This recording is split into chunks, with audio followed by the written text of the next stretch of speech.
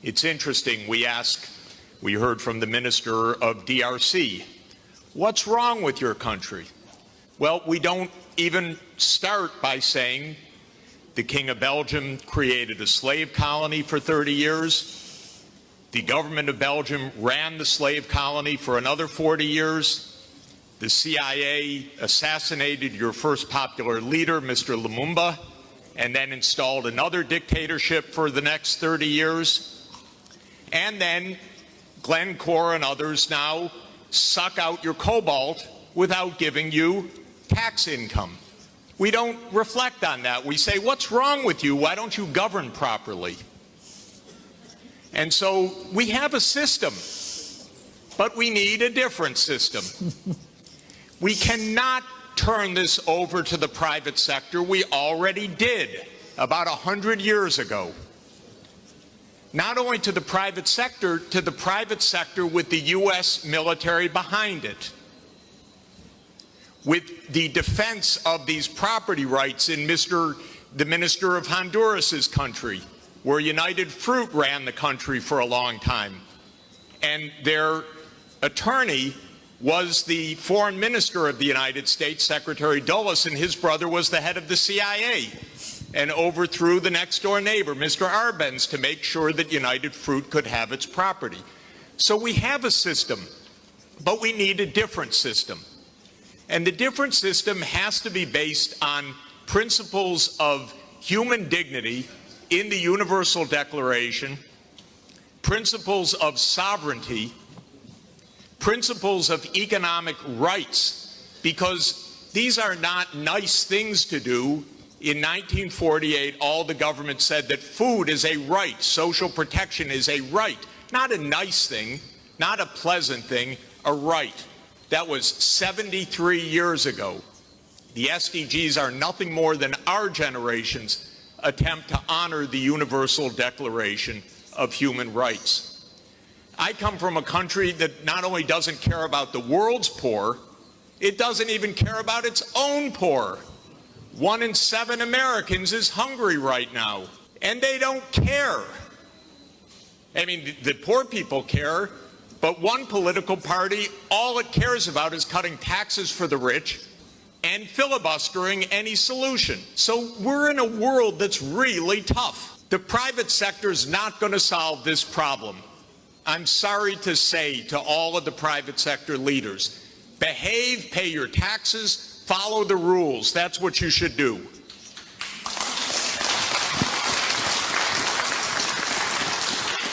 And what the governments should do is the following.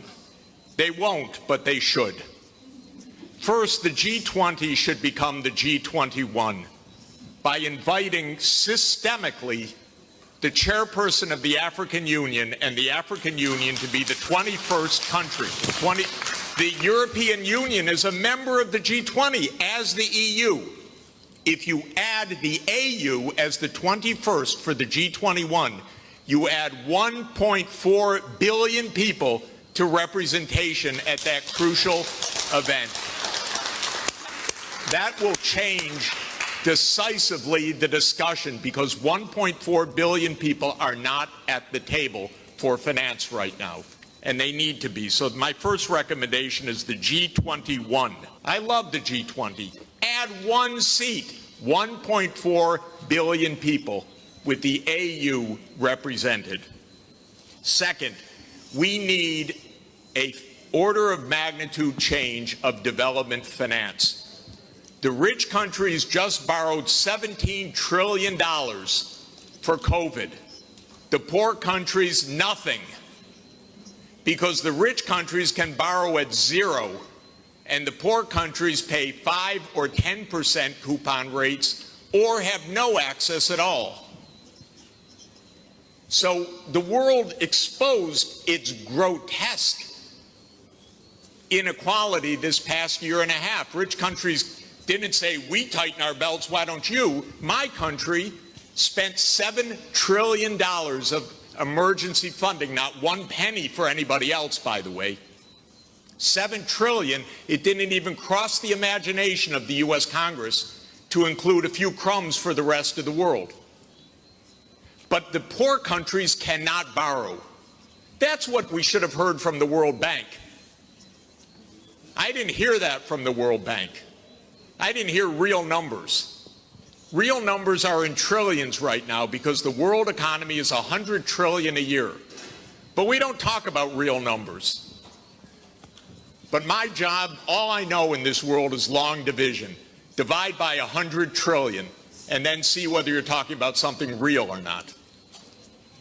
By the way, for COVID vaccines, what we really need is for the United States to sit down with China, with Russia, with the European Union and the UK one day around the table and allocate these vaccines rather than hoarding them.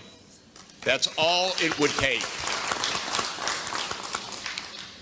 The final thing is we need the UN as the core and central institution of this world, period.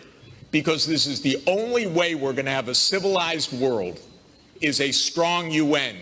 And it cannot be that the whole UN budget is less than my neighborhood's budget in New York.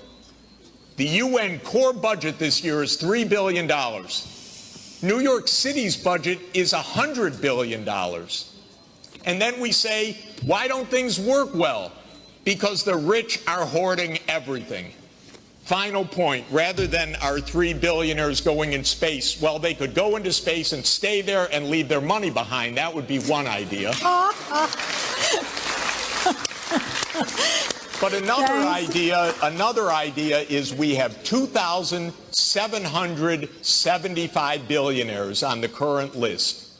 Their combined net worth, 2,700, is $13.1 trillion. Now, I have it on good authority, you don't need more than $1 billion to be comfortable. But they have an excess of $11 trillion over just the $1 billion. So we should be taxing that and having a civilized world. Thank you. Jeffrey Sachs. This was Jeffrey Sachs setting